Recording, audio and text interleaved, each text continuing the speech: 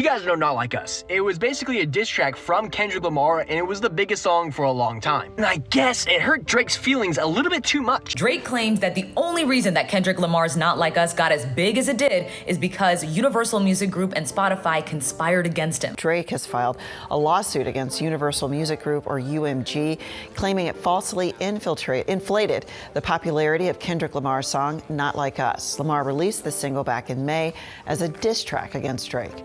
According to Spotify, the song has more than 900 million streams, but Drake's suit argues that UMG used bots and launched a pay-to-play scheme to increase those numbers and make the song go viral. Is Drake ever going to learn how to take an L and move on? Because word on the street is that he's warning Kendrick Lamar and SZA to steer clear of their scheduled Toronto tour dates during Kendrick's highly anticipated Grand National Tour. And if you think this is just about the tour, think again. This situation is way deeper. Apparently, what's got Drake so worked up isn't just that Kendrick and SZA are performing in his city, but at when they're doing it. Kendrick and SZA are set to take the stage at the Rogers Center on June 12th and 13th, just days before Father's Day 2025. And that's where things get messy. Fans have wasted no time connecting the dots, and they've been dragging Drake for filth over the timing. Why? Because one of Kendrick's sharpest jabs throughout their beef has been about Drake's reputation as a less-than-stellar father. That criticism has haunted Drake, and now Kendrick's tour dates are stirring the pot even more. Rumors are swirling that Drake is spiraling, convinced that Kendrick taking over Toronto might be the final nail in the coffin for his career. Fans are saying it's a power move that cements Kendrick as not just the better rapper, but the one who can claim dominance over Drake's own turf. And let's be honest, Kendrick seems to be enjoying every second of it. He's made it his mission to keep his foot firmly planted on Drake's neck. Between the diss tracks, his surprise album, and his relentless energy, it's clear Kendrick has no plans of letting up anytime soon. The question now is whether Drake will retaliate, wave the white flag, or keep spiraling under the pressure. One thing's for sure, this feud isn't cooling off anytime soon. If you thought Euphoria and Not Like Us were brutal, Kendrick Lamar took things to a whole new level with his latest album, GNX. And let's be real, after listening to it, Kendrick deserves the crown for being the most ruthless rapper in the game right now. Here's the kicker. Kendrick didn't do any typical promotional rollout for this album. In fact, even his own label reportedly had no clue he was planning to drop an album until just a few days before its release. All Kendrick did was casually drop a snippet online, and then, just minutes later, he unleashed the entire album. Talk about a power move! Fans were already bracing themselves, expecting Kendrick to throw some heavy shots at Drake. But instead of taking the obvious route, Kendrick completely flipped the script. He didn't even bother addressing Drake's diss tracks directly. Instead, he released The Heart Part 6, a song that ignored Drake entirely while delivering razor-sharp commentary on everything else. You just know that move had Drake fuming. Imagine pouring energy into diss tracks only to be completely dismissed. It's the ultimate insult. But Kendrick wasn't done yet. On Whacked Out Murals, he went after Snoop Dogg for siding with Drake, rapping, "Snoop posted tailor-made. I prayed it was the edibles." The line was subtle but scathing, letting everyone know Kendrick's keeping tabs on who's picking sides. Then came Kendrick's ultimate mic drop, listing Toronto as part of his Grand National Tour dates. For Drake fans, this was the ultimate act of disrespect. Bringing his tour to Drake's hometown wasn't just bold, it was a direct challenge. To make matters even messier, fans turned their anger toward SZA for teaming up with Kendrick on this tour. Many felt she was betraying Drake by agreeing to perform in Toronto, conveniently forgetting that Drake has dissed SZA multiple times in his own music. And here's where it gets even pettier. The Toronto shows are scheduled for June 12th and 13th. Just days before Father's Day on June 15th. Considering Kendrick's history of calling out Drake's parenting, fans couldn't ignore the not-so-subtle timing. It's almost like Kendrick planned the dates just to twist the knife a little deeper. His could all be a coincidence, but fans aren't buying it. Kendrick Lamar has made a point of throwing shade at Drake over his parenting, or lack thereof, on multiple occasions. If you need a reminder, let's revisit Kendrick's diss track Euphoria, where he dropped these scathing lines. "Why would I call around trying to get dirt on dudes? Y'all think my life is rap? That's BS. I got a son to raise, but I can see you don't know nothing about that. Waking him up and telling him to pray, and giving him tools to walk through life like day to day, teaching him morals, integrity, discipline. Listen, man, you don't know nothing about that." That wasn't the only time Kendrick came for Drake's parenting skills. On Meet the Grams, Kendrick delivered another low blow aimed directly at Drake's relationship with his son, Adonis. "Dear Adonis, I'm sorry that man is your father. Let me be honest. It takes a man to be a man. Your dad is not responsive, and you're a good kid that need good leadership. Let me be your mentor since your daddy don't teach you ish."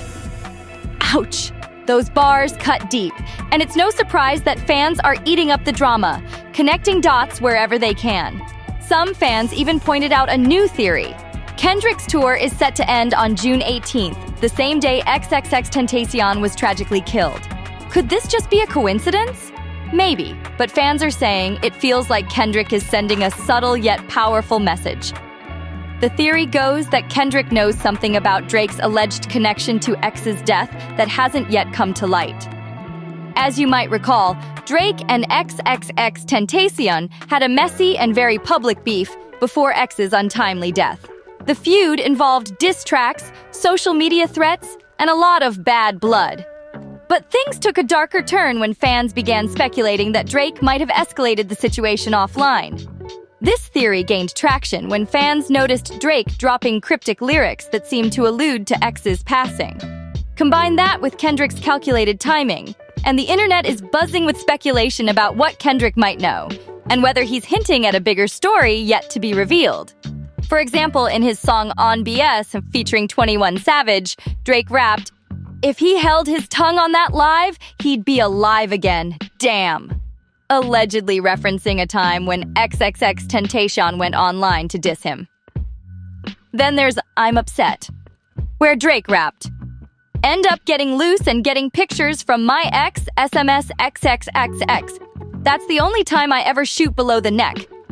Adding fuel to the fire, just months before his death, X made social media posts hinting that Drake was after his life. In one post, he even said, "If anyone tries to unalive me, it was Drake."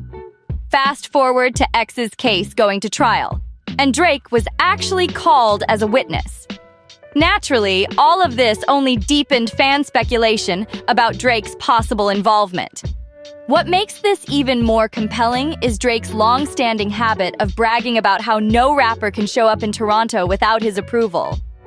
He's made it a point to ensure that shows by artists he has beef with often get mysteriously canceled. Take Schoolboy Q, for instance. His Toronto performance was canceled without explanation, and Drake couldn't resist trolling him about it. Schoolboy, who is signed to Top Dog Entertainment, TDE, Kendrick's former label, has naturally been seen as part of Kendrick's camp during their beef. Schoolboy was scheduled to perform at History, a venue Drake co-owns, on July 18th. Yet, just 24 hours before showtime, Schoolboy announced that his performance had been canceled for reasons beyond his control. Hours later, Drake hopped on Instagram to mock Schoolboy, adding another layer to the brewing tension. Drake couldn't resist adding fuel to the fire when he uploaded a picture of himself wearing blue slides, a direct nod to Schoolboy Q's song Blue Slides from his Blue Lips album. To make his point even louder, Drake was rocking a t-shirt that said, "Free Yayo," identical to the one Eminem famously wore at the 2003 Grammy Awards while G-Unit rapper Tony Yayo was in jail. As if that wasn't enough, the timing of 50 Cent and G-Unit showing up on Drake's set during his beef with Kendrick only added to the drama. Tony Yayo himself even went on Vlad TV to issue a thinly veiled warning to Drake's enemies, cautioning them about coming to Canada while on bad terms with Drake. It was as if they were alluding to Drake having some control over what happens in his city. Naturally, this led to speculation that Drake had a hand in Schoolboy Q's Toronto show being cancelled. Fans weren't the only ones drawing these conclusions. Schoolboy himself seemed to confirm it through a series of tweets. He suggested that Toronto police were working with Drake to block TDE artists from performing, tweeting, "Canadian police don't want nobody from TDE performing. Top was just with Wayne and Baby shaking my head. Party Next Door just had a show at the Palladium." Schoolboy didn't stop there. He sent a warning shot to Drake and his crew, writing, "If we wanted to get y'all, we would have just did it. Now when somebody get hurt, don't cry." Fans compared the situation to Rick Ross's alleged issues in Canada, but Schoolboy wasn't here for the comparisons. He clapped back saying, "I don't think you know who I am. In fact, I don't think a lot of you know who I am." However, Schoolboy later backtracked, denying that he was threatening anyone. He clarified, "I never said I'm gonna unalive somebody. I'm saying if we wanted to crack it off, we could've. SMH, rap and move on. Playing tough can get somebody hurt. It's all good. I'm a soccer dad." Schoolboy isn't the only rapper who has had to cancel shows in Canada or face backlash because of beefing with Drake. The situation has only solidified Drake's reputation for being highly territorial about his city and making it nearly impossible for his rivals to operate there. Just ask Rick Ross. Earlier this year, Ross and his crew found themselves in hot water with OVO supporters during the Ignite Music Festival in Vancouver. Rick was slated to perform at the event, and he closed his set with Kendrick Lamar's infamous Drake diss track, "Not Like Us." Predictably, this didn't sit well with Drake's fans in the audience.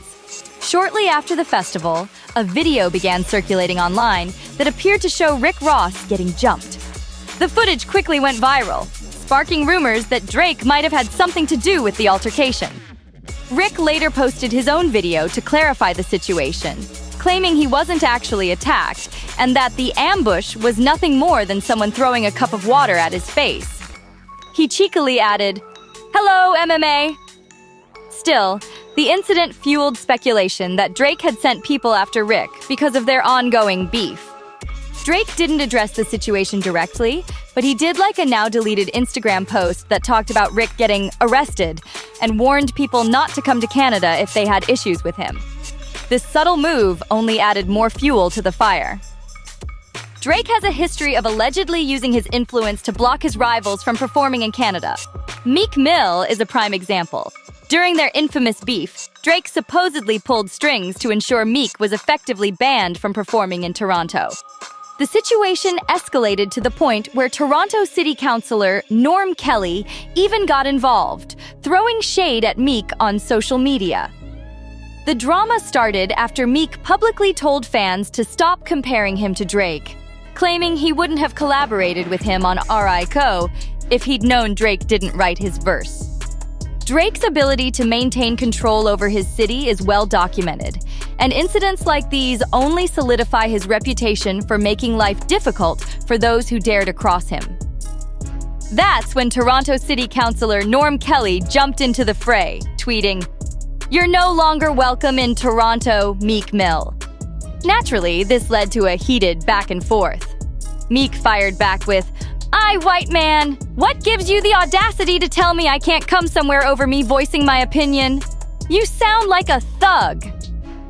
Kelly responded, walking back his statement a bit, saying he wasn't exactly telling Meek to stay out of Toronto. Instead, he clarified, "I, American citizen, I, Meek Mill, didn't say, don't come.